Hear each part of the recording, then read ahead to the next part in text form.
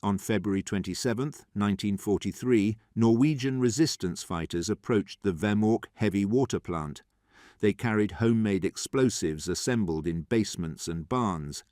The materials were scavenged from farms, stolen from mines, and improvised from household chemicals.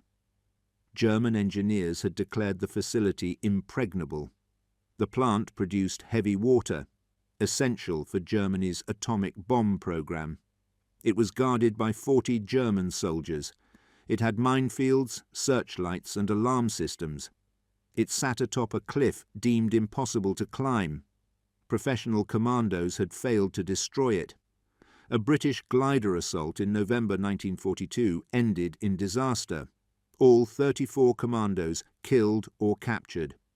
German commanders believed the plant was safe. Then, 9 Norwegian resistance fighters succeeded where trained commandos had failed, using homemade explosives, with no military training, with improvised equipment assembled in secret workshops. They climbed the impossible cliff. They penetrated the defences undetected. They placed charges made from materials you could find on a farm. They destroyed months of heavy water production in minutes. Germany's atomic program was crippled. The Allies won the race to nuclear weapons. World War II's outcome was influenced by amateurs with homemade bombs. This wasn't an isolated incident. Across occupied Europe, resistance fighters built explosives from scraps. They destroyed bridges, railway lines, factories, and fuel depots. They paralyzed German logistics with weapons the Germans mocked as primitive. French resistance fighters destroyed over 1,800 locomotives with homemade bombs. Polish resistance demolished 6,900 railway bridges using improvised explosives. Yugoslav partisans destroyed 3,200 locomotives and 1,600 bridges. Italian partisans cut German supply lines repeatedly with crude devices. German military planners couldn't comprehend how such primitive weapons could be so effective. They mocked the homemade bombs as desperate acts by untrained amateurs. They assumed professional military explosives and trained sappers were necessary for serious sabotage. They were catastrophically wrong. The homemade bombs worked, not because they were sophisticated, but because they were simple, available, and impossible to prevent. This is the story of how amateurs with improvised explosives became one of the most effective weapons against Nazi Germany. How resistance fighters turned fertilizer, sugar, and scrap metal into strategic weapons. How the bombs everyone mocked destroyed infrastructure that professional armies couldn't touch. And how desperate people with no training accomplished what trained soldiers couldn't. The homemade bombs that made bridges vanish. Historical context: the rise of resistance sabotage. When Germany conquered Western Europe in 1940, occupation seemed permanent. German military power appeared unstoppable. Conventional resistance was suicide. National armies had been defeated in weeks. But resistance took different forms. If you couldn't fight the German army directly, you could make occupation costly. You could disrupt logistics, destroy infrastructure, and create constant uncertainty. Sabotage became the weapon of the occupied. Early resistance efforts were amateurish and ineffective. Patriotic citizens would cut telephone wires or slash truck tires. These acts accomplished little strategically. They resulted in harsh reprisals against civilian populations. German occupation authorities executed hostages in response to sabotage. 10 civilians shot for every German soldier killed. Entire villages destroyed in retaliation for infrastructure damage. The Nazis believed brutal reprisals would suppress resistance, but they miscalculated. Reprisals created hatred that fueled more resistance, and resistance movements learned from early failures. They became more strategic, more organized, and more effective. By 1942, Organised resistance movements operated throughout occupied Europe. France had multiple resistance networks. Poland had the Armia Krajowa, Home Army. Yugoslavia had Tito's partisans. Norway had Milorg and other resistance groups. Italy developed partisan movements as fascism collapsed. Belgium, Netherlands, Denmark and Greece all had active resistance organisations. These movements received some support from Allied intelligence services. Britain's Special Operations Executive, SOE, trained resistance fighters and supplied materials. The American Office of Strategic Services, OSS, provided similar support, but Allied support was limited and inconsistent. Most resistance fighters operated with minimal outside help. They had to create their own weapons and explosives. They had to learn sabotage techniques through experimentation and captured German manuals. The challenge was enormous. Military explosives like TNT required industrial production. Detonators needed precision manufacturing. Timing devices required specialized knowledge. Professional sabotage required training and equipment resistance fighters didn't have. But they improvised. Farmers knew about ammonium nitrate fertilizer. It could be weaponized. Miners had access to commercial explosives and understood their use. Chemists could synthesize explosives from available materials. Engineers could design detonation systems from scrap. The resistance movements shared knowledge through underground networks. Successful techniques were documented and distributed. Failed attempts were analyzed to avoid repeating mistakes. A body of improvised sabotage knowledge developed across occupied Europe. Certain targets became priorities. Railways were critical to German logistics. A single destroyed bridge could block supply lines for days or weeks. Repairing damage required resources Germany couldn't spare. Every destroyed locomotive meant fewer supplies reaching the Eastern Front. Every demolished bridge meant delays and rerouting. Every sabotaged fuel depot meant reduced operational capability. The cumulative effect was substantial. German military effectiveness in occupied territories depended on reliable logistics. Constant sabotage created uncertainty and forced diversion of resources to security. German responses escalated. They stationed guards at critical infrastructure. They created security zones around railways and bridges. They executed saboteurs publicly to deter others, but they couldn't guard everything. Occupied Europe had thousands of miles of railway, tens of thousands of bridges, hundreds of factories and depots. The Germans had approximately 300,000 soldiers assigned to security duties in occupied Western Europe. This sounds like a large force, but it was insufficient to protect all vulnerable points. Simple mathematics defeated German security. If you have 10,000 potential sabotage targets and 10,000 guards, you can post one guard per target. But one guard can't provide 24-hour security. You need at least 3 guards per target for continuous coverage. Suddenly, you need 30,000 guards for 10,000 targets. And occupied Europe had far more than 10,000 vulnerable targets. The Germans couldn't possibly protect everything.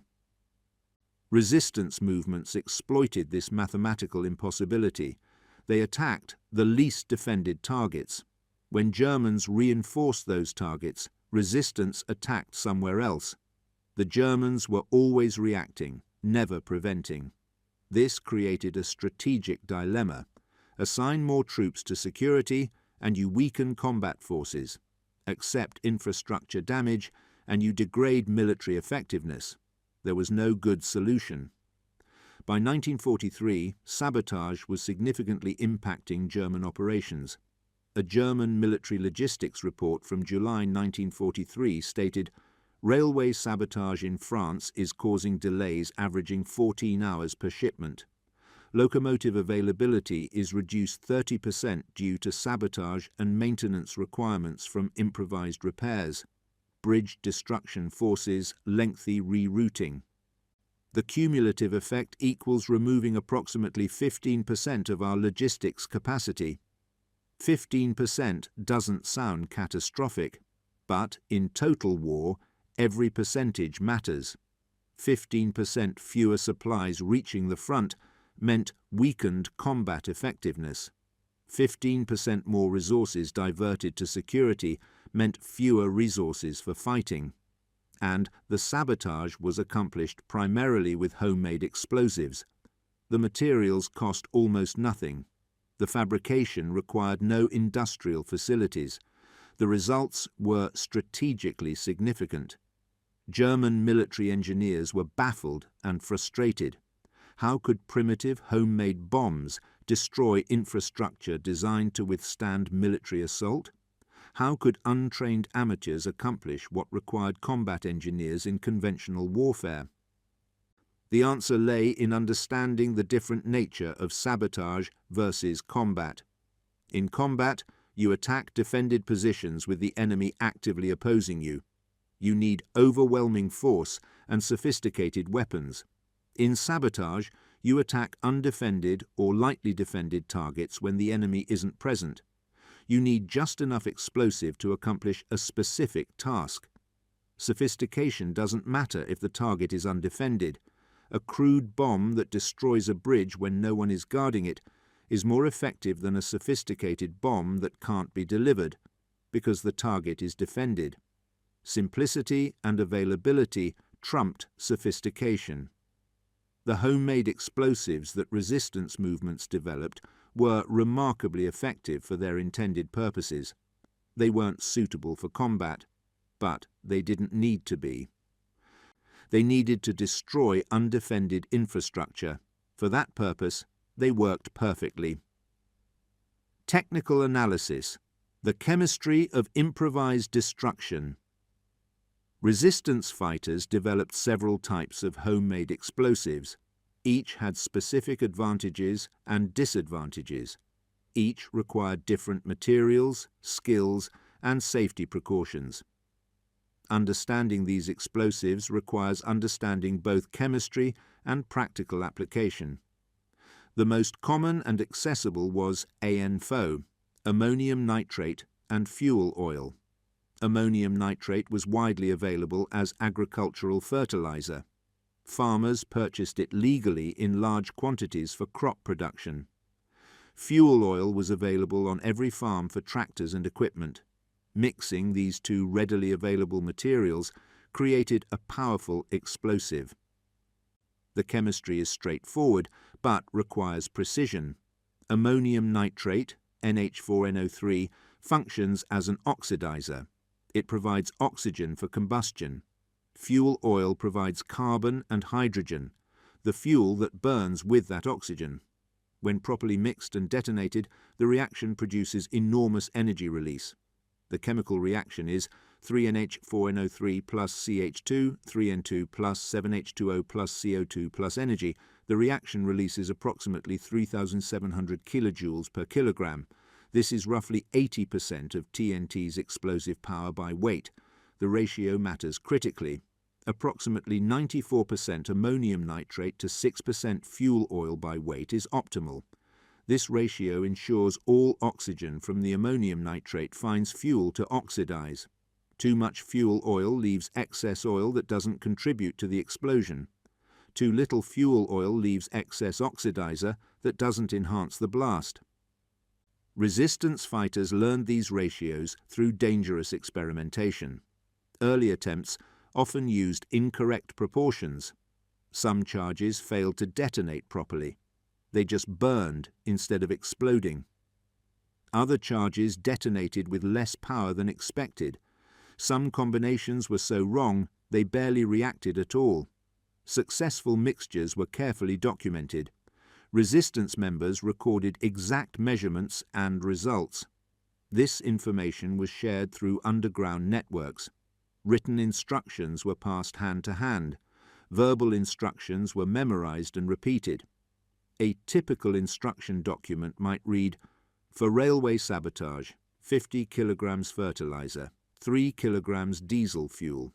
Mix thoroughly in clean barrel. Pour into bags, seal tightly. Place against track support. Use commercial blasting cap if available. Otherwise, use improvised mercury fulminate detonator.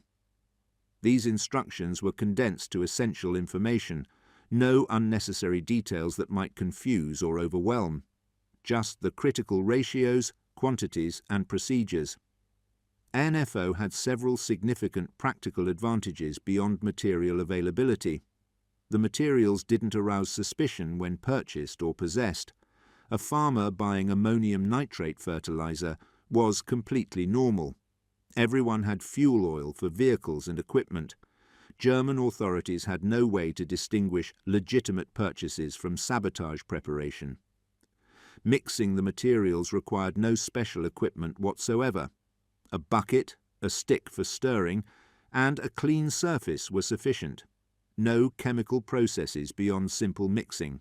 No heating, distilling, or dangerous reactions during preparation. This made ANFO production safe compared to synthesizing more complex explosives. The resulting explosive was relatively stable during handling. ANFO won't detonate from impact, friction, or flame under normal circumstances. It requires a powerful shock wave to initiate detonation. You could drop it, kick it, or set it on fire. It wouldn't explode. This stability made it safe to transport and handle compared to more sensitive military explosives. Resistance fighters could carry ANFO charges in backpacks or bicycle bags. They could transport it by car hidden among farm supplies. If stopped at a German checkpoint, the material looked like fertilizer. German soldiers checking for weapons and explosives would recognize TNT or dynamite, but ANFO looked like farming supplies. However, ANFO had significant disadvantages that limited its applications. It required a strong initiating charge to detonate properly. A simple match or spark wouldn't trigger it. You needed a shock wave from a blasting cap or booster charge. Without proper initiation, ANFO would just burn rather than exploding. This created a critical vulnerability. Blasting caps were controlled items. They were difficult to obtain without arousing suspicion. Mining companies had them, but they were inventoried and guarded. Stealing blasting caps was dangerous and often impossible. Resistance fighters had to improvise detonators.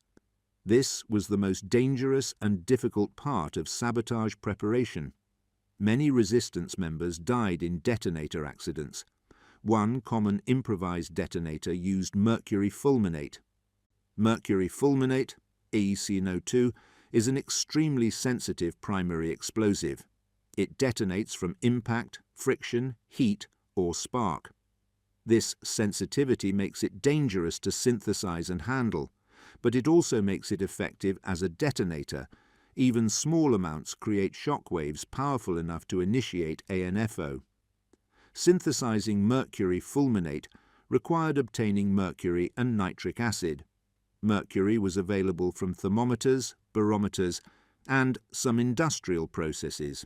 Nitric acid could be obtained from chemical suppliers or synthesized from sulfuric acid and nitrate salts. The synthesis process was dangerous. Mercury reacts with nitric acid and alcohol to form mercury fulminate crystals. The reaction is exothermic. It produces heat. If the reaction gets too hot, the mercury fulminate detonates during synthesis. Many resistance chemists died learning this the hard way. A safer but less powerful alternative was lead azide. Lead azide could be synthesized from lead acetate and sodium azide. It was less sensitive than mercury fulminate, but still effective as a detonator. Some resistance groups used modified shotgun shells as improvised detonators. A shotgun shell primer contains primary explosives. With careful modification, the primer could initiate ANFO detonation. This was safer than synthesizing mercury fulminate, but less reliable. ANFO was also highly sensitive to moisture. Ammonium nitrate dissolves in water. Wet ANFO won't detonate, it just makes a muddy mess. Resistance fighters had to keep materials dry during storage. They had to use prepared charges quickly, especially in wet weather. This moisture sensitivity was a significant operational constraint. Charges couldn't be prepared weeks in advance and stored. They had to be mixed shortly before use. Operations during rainy weather required extra precautions to keep charges dry. Despite these limitations, ANFO became the workhorse of resistance sabotage across Europe. The advantages, availability, safety during handling, explosive power, outweighed the disadvantages. Hundreds of railway bridges were destroyed using ANFO charges. Typical charge sizes ranged from 25 to 100 kilograms. Placement against structural members was critical. A 50-kilogram ANFO charge properly placed could sever a steel support beam. The destructive power was substantial relative to cost. Ammonium nitrate fertilizer cost approximately 50 cents per kilogram in 1940s currency. Fuel oil cost about 10 cents per litre. A 50-kilogram bridge destroying charge cost about $30 in materials. Compare this to military TNT demolition charges. TNT was controlled, difficult to obtain clandestinely, and expensive.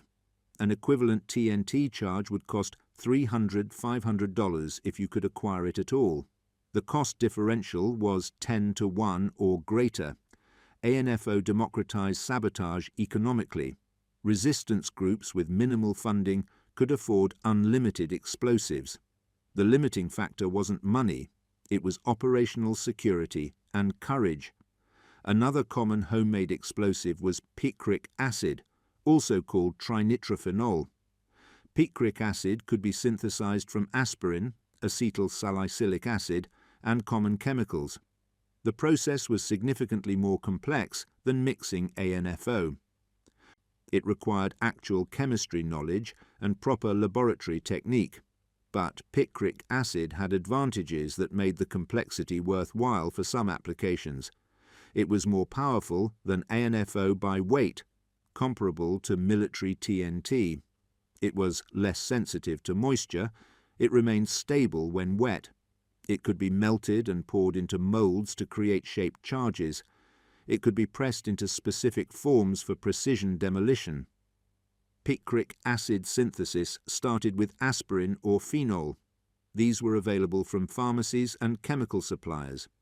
Through a process called nitration, chemists added nitro groups, NO2, to the molecule. This required sulfuric acid and nitric acid as reagents. The process was extremely dangerous. The nitration reaction was exothermic. It generated significant heat. If temperature wasn't controlled precisely, the reaction could run away. Runaway nitration reactions caused explosions that killed the chemist. Several documented cases exist of resistance chemists dying during picric acid synthesis. One Polish chemist named Jerzy Iwanow died in 1943 when his synthesis detonated. The explosion destroyed the basement laboratory and killed him instantly.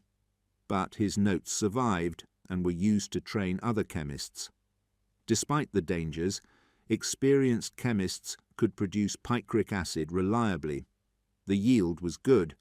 You could convert substantial amounts of aspirin into explosive. The resulting picric acid was powerful and versatile. Resistance movements used picric acid for precision sabotage, shaped charges for cutting steel, explosive bolts for severing cables, focused blasts for destroying specific components. Picric acid's ability to be melted and molded was particularly valuable.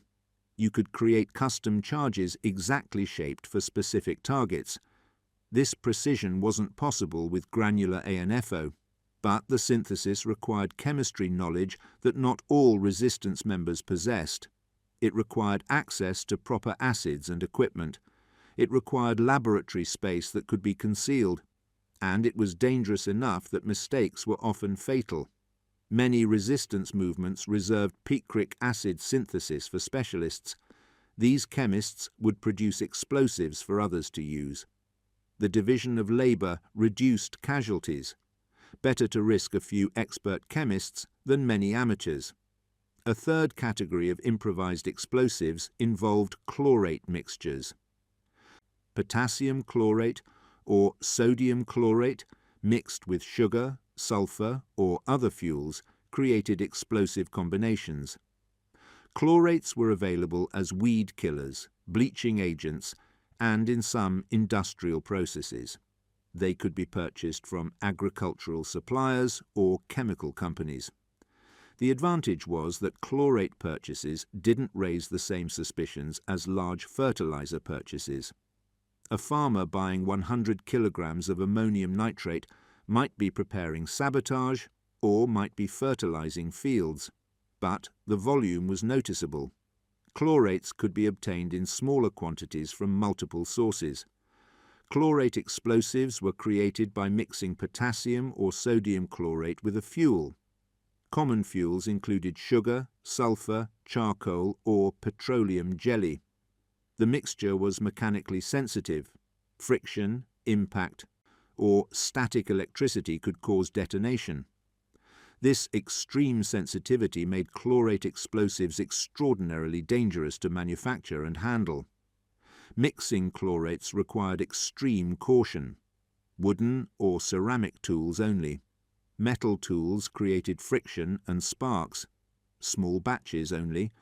Large batches were more likely to detonate accidentally.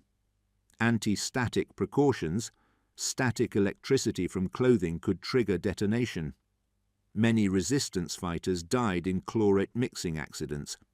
One documented case in France involved 5 resistance members killed when static electricity detonated chlorate mixture they were preparing. The explosion destroyed the building and alerted German authorities. The entire local cell was compromised by this accident. Because of these dangers, experienced saboteurs avoided chlorate explosives when possible. The risks outweighed the benefits if ANFO or other materials were available. But when ammonium nitrate couldn't be obtained, chlorates provided an alternative. Some resistance groups developed specialized chlorate formulations. Chlorate mixed with petroleum jelly created a plastic explosive similar to military C4. This could be molded into shapes and was less sensitive than dry chlorate mixtures. But it was still far more dangerous than ANFO. Beyond the explosives themselves, detonation systems were critical and challenging. An explosive charge without a reliable detonator is useless, but creating reliable improvised detonators was difficult and dangerous. Commercial blasting caps were ideal, but controlled and scarce. Mining companies used them, but tracked inventory carefully. German authorities were alert to theft of blasting equipment. Stealing blasting caps was high risk and often impossible. Electrical detonators could be improvised from various components. A simple version used nichrome wire from electric heaters. Current passing through nichrome wire creates heat. Embed the wire in primary explosive, and the heat triggers detonation. The primary explosive could be mercury fulminate, lead azide, or even improvised from match heads. Match heads contain phosphorus compounds that ignite easily. Concentrated match head material could trigger detonation of secondary explosives, but improvised detonators had high failure rates. Perhaps 30 to 40% failed to detonate charges as intended. This meant many sabotage operations failed due to detonator malfunction. Timing devices added another layer of complexity. Sometimes saboteurs wanted delayed detonation. This allowed them to plant charges and escape before explosion. It created alibis. They could be far from the sabotage site when detonation occurred. The simplest timing device was a burning fuse. Rope soaked in potassium nitrate solution and dried burns at predictable rates, but fuses created visible smoke and could be discovered before detonation. They also provided very limited delay, usually minutes, not hours. More sophisticated timing devices used mechanical clocks. Resistance fighters would attach electrical contacts to clock hands. When the hands reached a preset time, contacts closed and triggered detonation. This allowed delays of hours or even days, but mechanical clocks were unreliable for this purpose. Vibration during transport might stop the clock. Temperature changes affected timekeeping accuracy. Clocks would run fast or slow unpredictably. Many time charges failed because clocks malfunctioned. Saboteurs would plant charges set to detonate at dawn. They'd be miles away when dawn arrived. Nothing would happen because the clock had stopped. Chemical timers provided an alternative. Acid would slowly eat through a barrier. When the acid penetrated completely, it would complete an electrical circuit. The delay depended on acid concentration and barrier thickness. This method was somewhat more reliable than mechanical clocks, but calculating delay times was difficult. Acid reaction rates varied with temperature. Barriers had inconsistent thickness. The result was that timed charges often detonated at unexpected times, sometimes too early, endangering the saboteurs, sometimes too late, reducing surprise and allowing German response, sometimes not at all, resulting in failed operations. But when timing devices worked, they provided crucial safety. Saboteurs could plant charges during the night. Detonation would occur hours later when they had solid alibis. German investigators couldn't connect them to the sabotage. Charge placement techniques were as critical as explosive chemistry. You can have perfect explosives, but accomplish nothing if you place them incorrectly. Destroying infrastructure requires understanding engineering and structural principles. Resistance members studied bridge construction extensively. They identified load-bearing elements. They calculated required explosive quantities. They determined optimal charge placement for maximum damage. For steel railway bridges, the strategy focused on severing supports, identify main support beams or pillars, determine if supports were concrete, steel or composite, calculate charge size based on cross-sectional area, place charges directly against structural members, use multiple charges if the bridge had redundant supports. A typical small railway bridge might have 4 main support pillars. Severing one pillar might cause collapse under train weight, but prudent saboteurs would target multiple pillars. This ensured collapse even if one charge failed. Charge size calculations required engineering knowledge. A steel I-beam 30 centimeters tall requires approximately 25 kilograms of ANFO to sever. A concrete pillar 50 centimeters in diameter requires approximately 75 kilograms. These numbers were learned through experimentation and experience. Early sabotage attempts often used insufficient explosives. Bridges would be damaged but not destroyed. Germans could repair the damage in days rather than weeks. The operation accomplished little despite the risk. Resistance groups learned from these failures. They began using larger charges placed more precisely. They documented successful techniques and shared knowledge. One captured French resistance manual included detailed calculations. Steel I-beam destruction, 0.8 kilo ANFO per cm2 of beam cross-section. Concrete pillar destruction, 1.5 kilogallons ANFO per cm3 of pillar volume in the shatter zone. Railway track displacement, 15 kilos ANFO placed under rail junction. These numbers represented accumulated knowledge from hundreds of operations.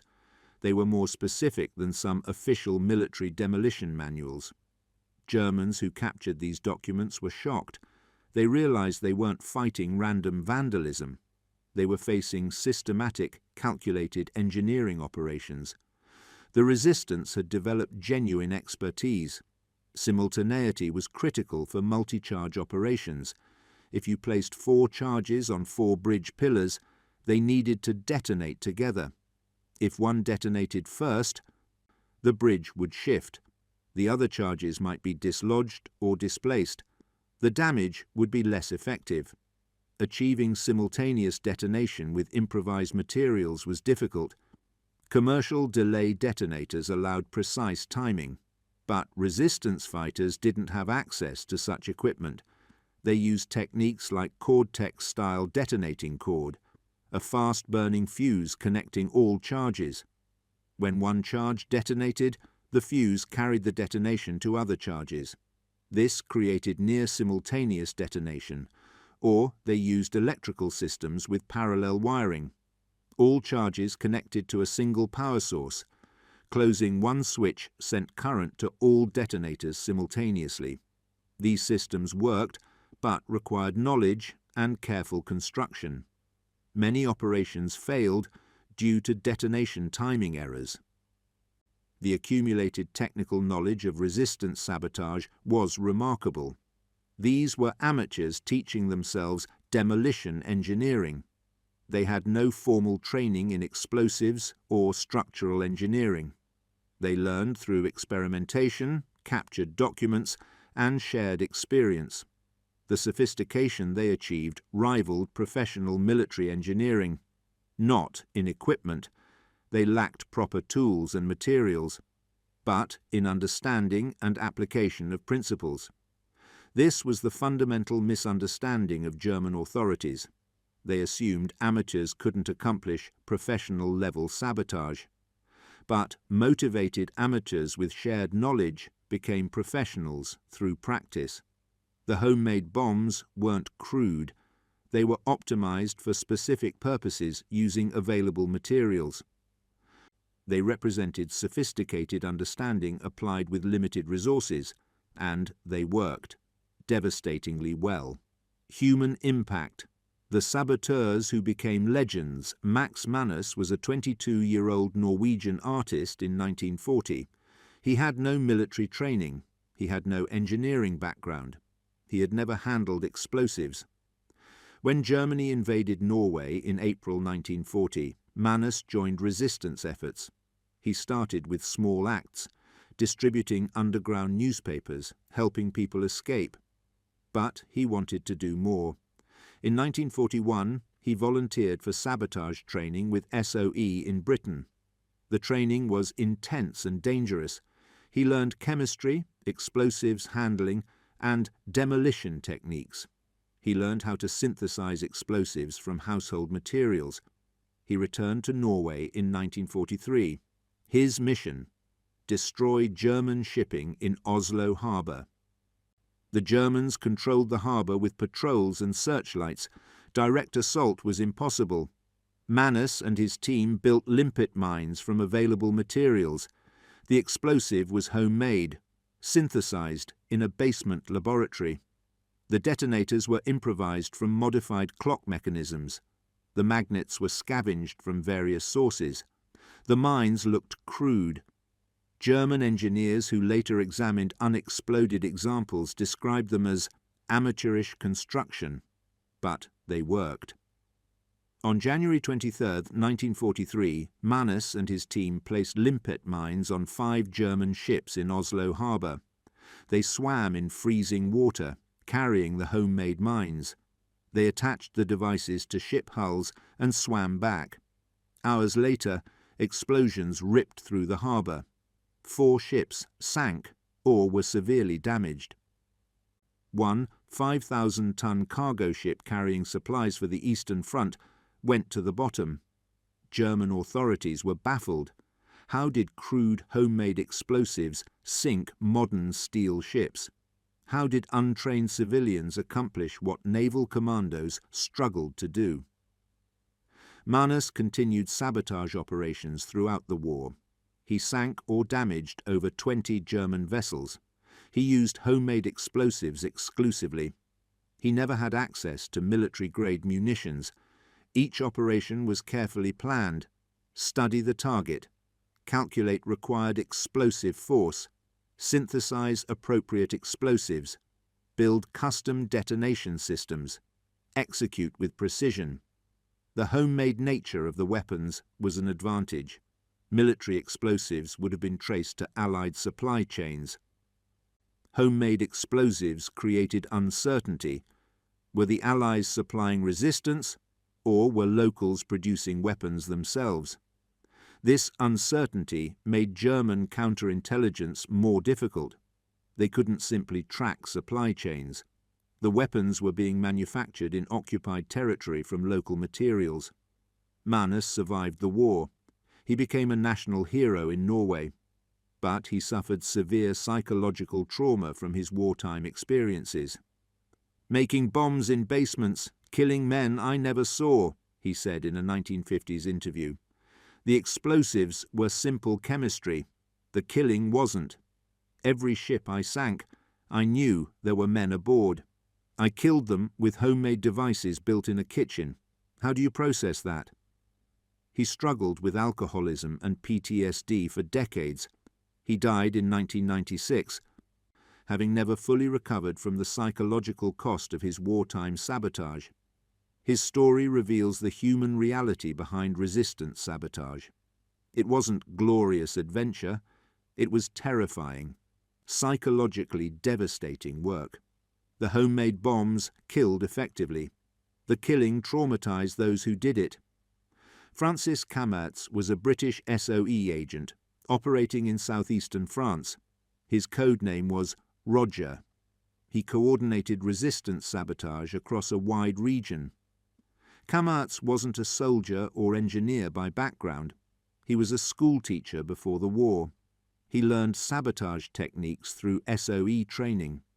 His mission was coordinating French resistance groups in preparing for D-Day. The goal: disrupt German reinforcements moving to Normandy after Allied invasion. Kamertz organized systematic sabotage of railways throughout southeastern France. He didn't personally place all the charges. He trained hundreds of French resistance fighters in improvised explosives techniques. The training was basic but effective. You need ammonium nitrate fertilizer. Get it from farms. You need fuel oil. Farmers have it. Mix 94:6 ratio. Place charges against railway tracks. Use a commercial blasting cap if you have one. If not, here's how to make a detonator from a shotgun shell and match heads. This training was delivered verbally. Written materials were too dangerous if captured. Resistance fighters memorized the instructions. They practiced with small charges in remote areas. They refined techniques through trial and error. When D-Day came on June 6, 1944, Kamertz's network executed coordinated sabotage, over 500 railway cuts in the first week, dozens of bridges destroyed, multiple German trains derailed or disabled. The explosives were almost entirely homemade. SOE had supplied some materials, but most came from local sources. Ammonium nitrate from farms, fuel oil from agricultural equipment, detonators improvised from available materials. The impact was strategically significant. German panzer divisions that should have reached Normandy in 3 to 4 days took 10-15 days. This delay was critical. It gave Allies time to consolidate the beachhead. Historians estimate the railway sabotage delayed German reinforcements by at least a week. This may have been the difference between Allied success and failure at Normandy. And it was accomplished primarily with homemade bombs built by amateurs. Kamertz survived the war. He returned to teaching. He rarely spoke about his wartime activities. In a 1970s interview, he reflected, "We trained shopkeepers and farmers to build bombs. These weren't soldiers. They were ordinary people who learned basic chemistry and engineering by necessity. The bombs they built weren't sophisticated, but they didn't need to be. A simple ANFO charge destroys a railway track just as effectively as military TNT, maybe more so, because you can make ANFO in unlimited quantities from farm materials." His perspective captured the essential insight. Sophistication wasn't the goal. Effectiveness was the goal, and homemade explosives were effective. Zofia Franio was a 24-year-old chemistry student in Poland when the war began. She became one of the Polish Home Army's most effective sabotage instructors. Franio specialized in synthesizing explosives from available materials. She taught others how to make explosives, detonators, and timing devices. She never personally conducted sabotage operations. Her role was knowledge transfer. She developed simplified methods for producing picric acid, mercury fulminate, and other explosives.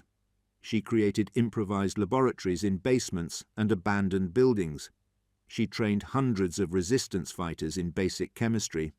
Her students then spread throughout occupied Poland, conducting sabotage. The Polish Home Army destroyed nearly 7,000 railway bridges during the war. Many of these operations used explosives synthesized using Franio's methods. In 1944, Franio was captured by the Gestapo. She was interrogated about her activities. She was tortured, but revealed no information about resistance networks. She was executed in January 1945, just months before the war ended. She was 29 years old. Her legacy was the knowledge she spread. Hundreds of saboteurs trained by her continued operations throughout the war.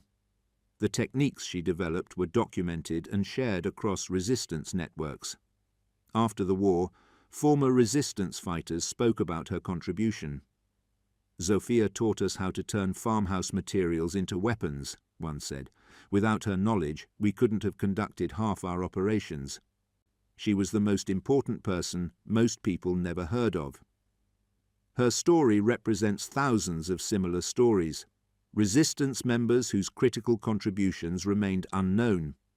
People who developed techniques, trained others, and enabled sabotage. People who died without recognition. The homemade bombs that destroyed infrastructure were built by these invisible heroes. Not just the saboteurs who placed charges, but the chemists who developed synthesis methods, the engineers who calculated charge placements, the organizers who coordinated operations, the couriers who distributed information. Thousands of people, each contributing a small part to an overall effect that was strategically significant. Strategic impact: how homemade bombs changed the war. The strategic impact of resistance sabotage using improvised explosives was substantial and multifaceted. German military planners never fully adapted to the asymmetric threat. They continued trying to solve the problem with conventional security measures that couldn't work mathematically. The quantifiable logistics impact was significant. A 1943 German military report documented sabotage effects in occupied France. Railway sabotage caused average delays of 14 hours per shipment. Locomotive availability was reduced 30% due to sabotage damage and maintenance requirements. Bridge destruction forced rerouting that added hundreds of kilometers to supply routes. The cumulative effect was calculated as a 15 to 20% reduction in logistics capacity. 15 to 20% sounds modest, but in total war, every percentage matters enormously. Germany was fighting on multiple fronts with limited resources.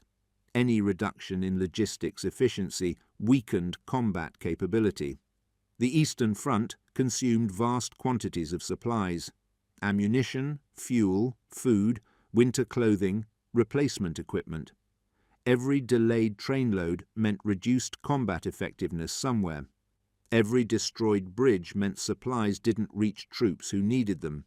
This impact compounded over time. A single sabotaged railway line might delay shipments by one day. But if sabotage occurred systematically across the network, delays accumulated. Supplies that should have reached the front in a week took 2 weeks. By the time they arrived, the tactical situation had changed. The Battle of the Bulge. In December 1944 illustrated this impact. German forces launched a major offensive through the Ardennes. The offensive required massive fuel supplies for tanks and vehicles. German logistics struggled to deliver sufficient fuel to advancing units. Why? Partly because months of resistance sabotage had degraded the railway network. Bridges were destroyed or damaged throughout France and Belgium. Rolling stock was reduced by systematic locomotive sabotage.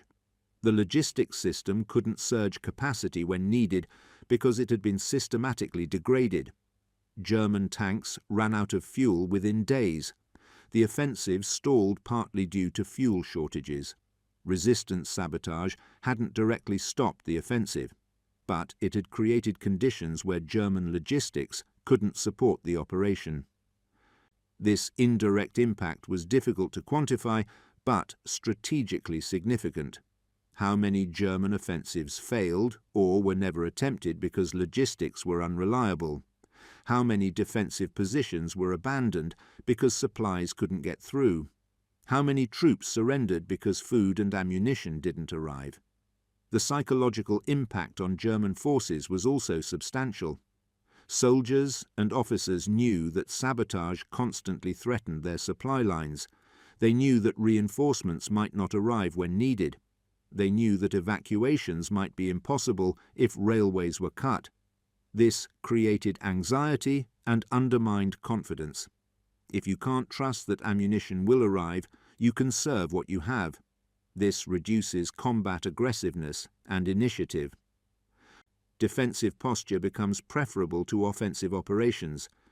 German troops in isolated garrisons were particularly affected.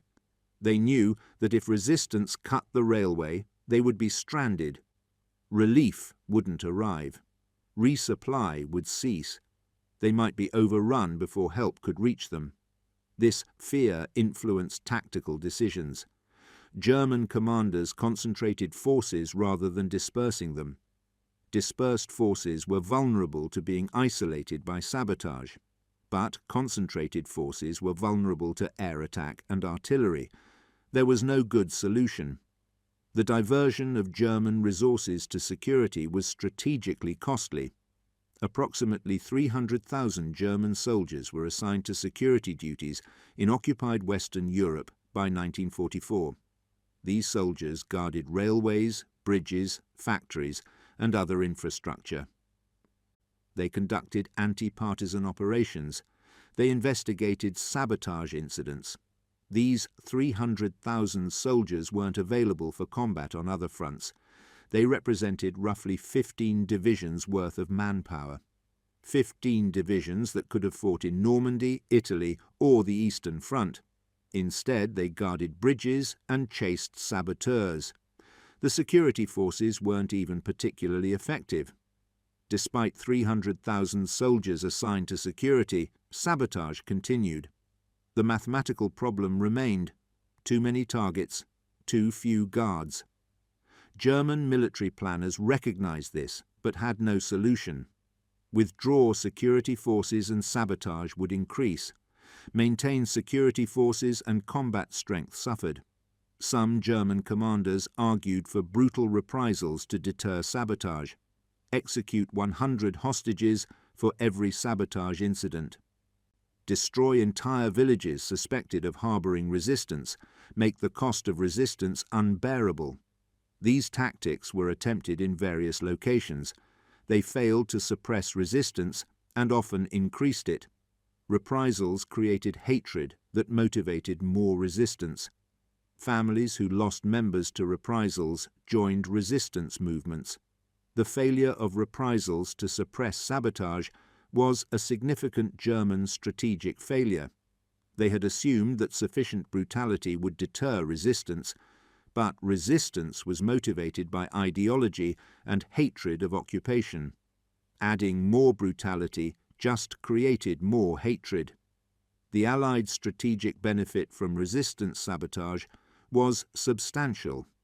D-Day planning specifically relied on resistance sabotage to delay German reinforcements. Operation Fortitude deceived Germans about where the invasion would occur, but even after Germans realized Normandy was the main landing, they struggled to reinforce. French resistance sabotaged railways systematically starting June 6, 1944. In the first week, over 500 railway cuts were executed. Dozens of bridges were destroyed. Multiple trains were derailed. SS Panzer Division Das Reich attempted to move from southern France to Normandy. The journey should have taken 3 to 4 days by rail. Instead, the division had to travel by road because railways were unusable. The journey took 17 days. By the time Das Reich reached Normandy, the tactical situation had changed. Allied forces had consolidated their beachhead. The opportunity to throw Allies back into the sea had passed. Historians debate how much resistance sabotage contributed to Allied victory at Normandy, but most agree it was significant. Delaying German reinforcements by even a few days gave Allies crucial time. Similar impact occurred during the Italian campaign. Italian partisans sabotaged German supply lines throughout northern Italy. German forces in Italy chronically suffered supply shortages. This weakened their defensive capability. The strategic impact extended beyond immediate military effects. Resistance sabotage demonstrated that occupation couldn't be made secure. This had implications for German strategic planning. If Germany couldn't secure occupied Western Europe, could it secure conquered Soviet territories? If resistance could paralyze logistics in France, what would happen in Russia? The precedent was ominous for German long-term strategy. Resistance sabotage also boosted Allied morale and weakened German morale. Allied populations heard reports of successful sabotage. This demonstrated that occupied peoples were fighting back. It proved that Germany didn't control conquered territories completely. It showed that ordinary citizens could resist effectively. This was psychologically important for Allied populations enduring the war. They weren't just waiting for armies to defeat Germany. People in occupied territories were fighting in their own ways.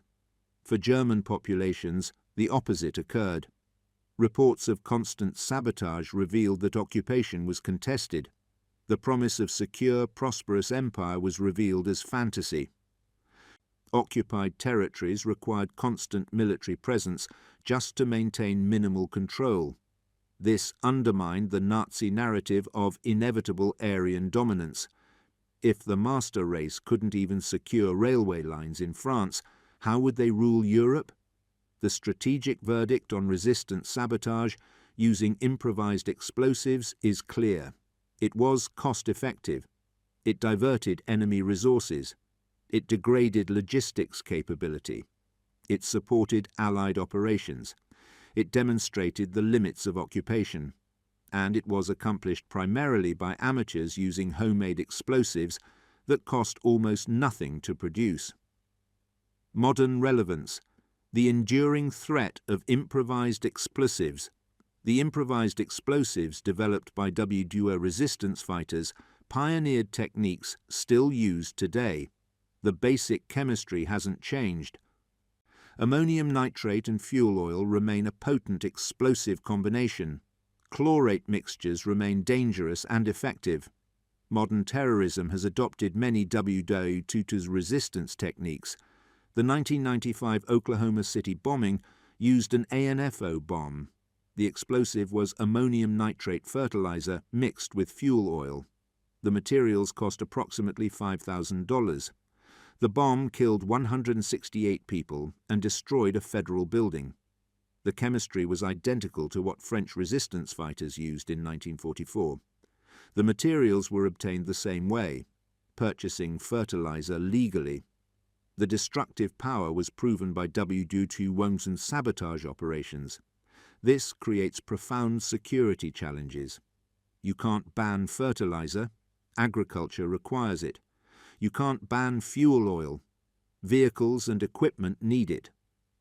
You can't prevent knowledge from spreading. Chemistry is widely taught. Modern governments have attempted to control ammonium nitrate sales. In many countries, fertilizer purchases are tracked. Large quantities require documentation. Suspicious purchases are investigated. But these controls are imperfect.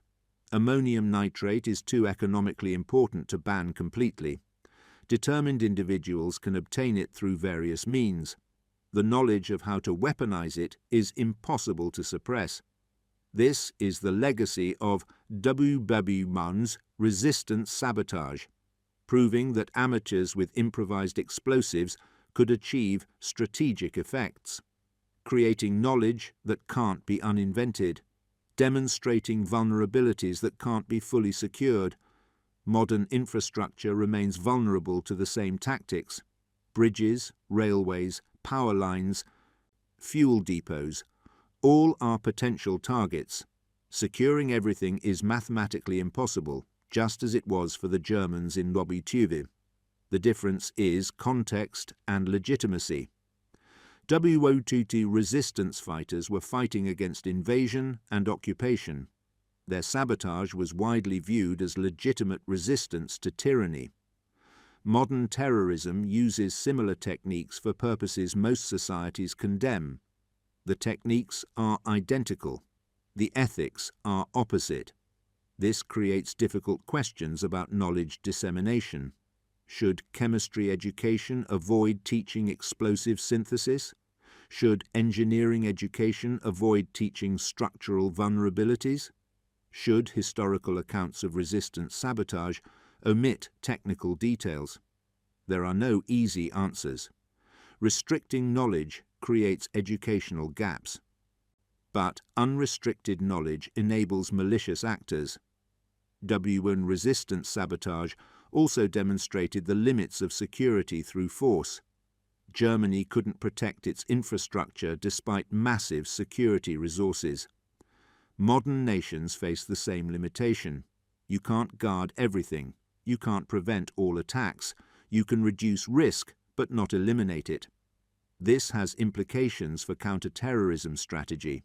Security measures that focus solely on hardening targets have limited effectiveness. Determined attackers will find vulnerable targets. More effective strategies address root causes, reducing grievances that motivate violence, creating legitimate channels for political expression, building social cohesion that resists radicalization. These lessons come directly from WG1-Tuten's resistance analysis. German reprisals didn't suppress resistance, they fueled it. Harsh security measures created hatred that motivated more sabotage. The occupation ultimately failed because it never addressed underlying opposition. Modern counterinsurgency doctrine has learned these lessons. Win hearts and minds, don't just kill insurgents. Address legitimate grievances, don't just suppress symptoms. Build local partnerships rather than imposing control through force. But these lessons are difficult to implement. They require patience, resources, and political will. Simple force is easier to apply even if less effective. WPUR resistance sabotage also demonstrated the power of decentralized networks. Resistance movements weren't hierarchical armies. They were loosely connected cells operating independently. This made them resilient. Capturing one cell didn't compromise the whole network. Knowledge was distributed. No single person's capture revealed everything. Operations could continue even when leadership was arrested. Modern insurgencies and terrorist organizations have adopted this model. Decentralized cells using improvised weapons, knowledge sharing through distributed networks, resilience through lack of central control. Countering such networks is extraordinarily difficult. Traditional military targeting of leadership has limited effectiveness. The network adapts and continues operating. WW2 resistance movements demonstrated this resilience. Germans arrested thousands of resistance members. But sabotage continued because knowledge was distributed. New members learned techniques from multiple sources. No one person was irreplaceable. This model remains relevant and challenging today. The homemade explosives of WW2 resistance also illustrated the democratization of violence. When weapons can be built from available materials, anyone can become an armed actor. Power no longer requires state resources or military training. This is simultaneously empowering and terrifying. Empowering for those resisting oppression, terrifying for those facing asymmetric threats. W2 resistance used this democratization for purposes we largely consider just: fighting Nazi occupation, disrupting totalitarian control, supporting Allied victory. But the same democratization enables actors with unjust goals. The techniques don't care about the morality of their users. Knowledge is morally neutral. This is the uncomfortable legacy of WW resistance sabotage. It proved that motivated amateurs could create strategic effects with improvised weapons. It created knowledge and techniques that persist.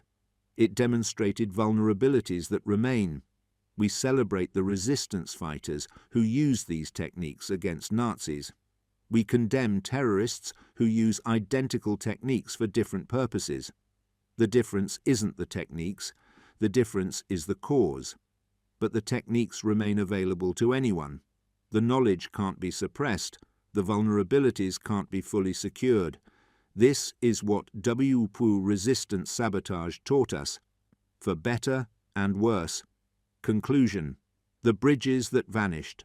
The German military never understood what they were facing. They assumed professional military explosives and trained sappers were required for effective sabotage. They mocked the homemade bombs as primitive and ineffective. Then the bridges started vanishing. Not one or two bridges. Thousands of bridges. Across France, Poland, Norway, Yugoslavia, Italy, Greece, all destroyed by amateurs with improvised explosives. The Germans couldn't comprehend it. How could untrained civilians accomplish what combat engineers struggled to do? How could homemade explosives destroy infrastructure designed for military loads? The answer was simple. The Germans had misunderstood the nature of sabotage. Sabotage doesn't require overwhelming force. It requires just enough force applied to vulnerable points when no one is watching. A crude ANFO bomb placed against an unguarded bridge support is more effective than a sophisticated military explosive that can't be delivered because the target is defended. Simplicity, availability, and knowledge mattered more than sophistication. The resistance fighters who built these weapons were ordinary people: teachers, farmers, chemists, students, shopkeepers. None were trained combat engineers.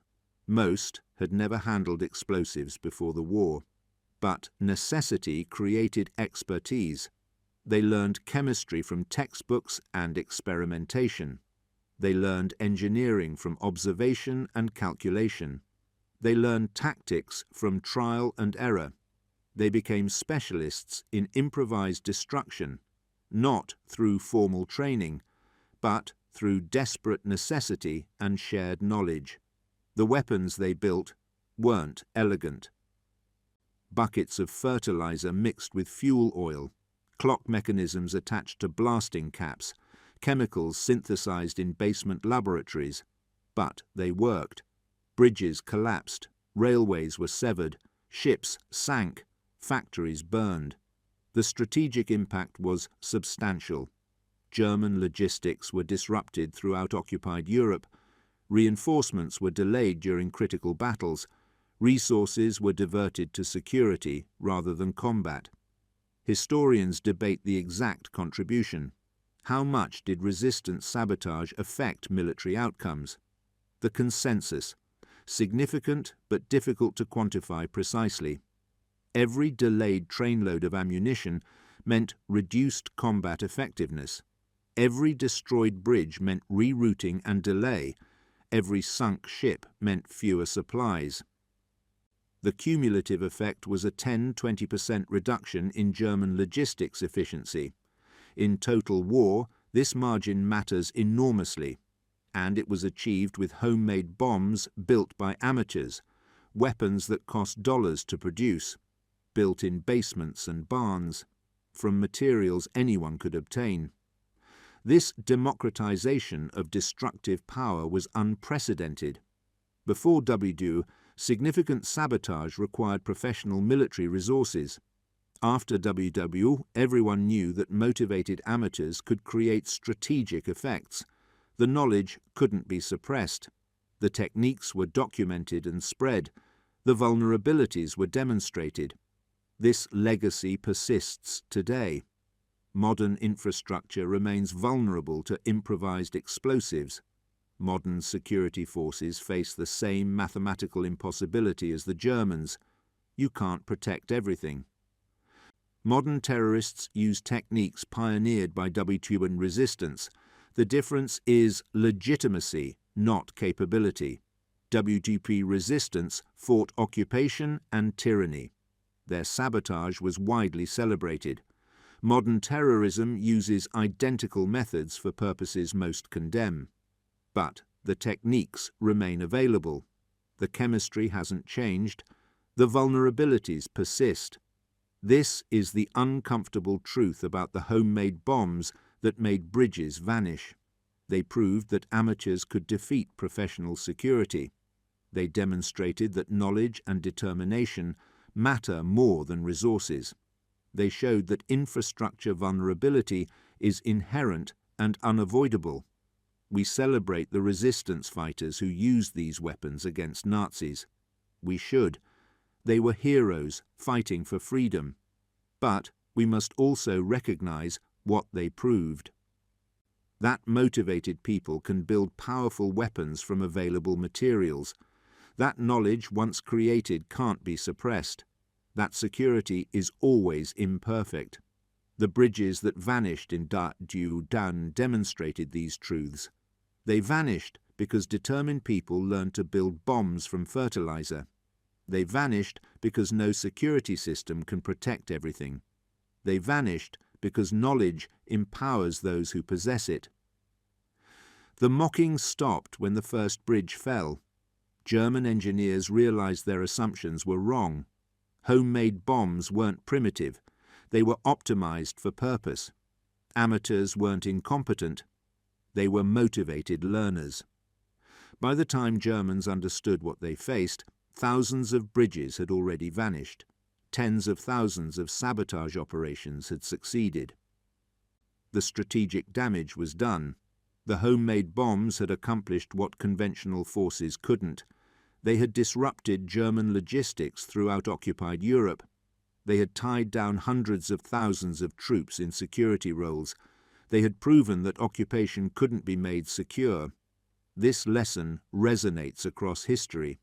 Asymmetric warfare works because defenders can't protect everything. Improvised weapons work because they're available when conventional weapons aren't.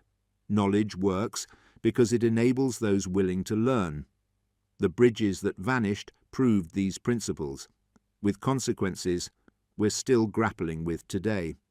The homemade bombs that everyone mocked became some of the most effective weapons of World War II, not because they were sophisticated, but because they were simple, available, and impossible to prevent.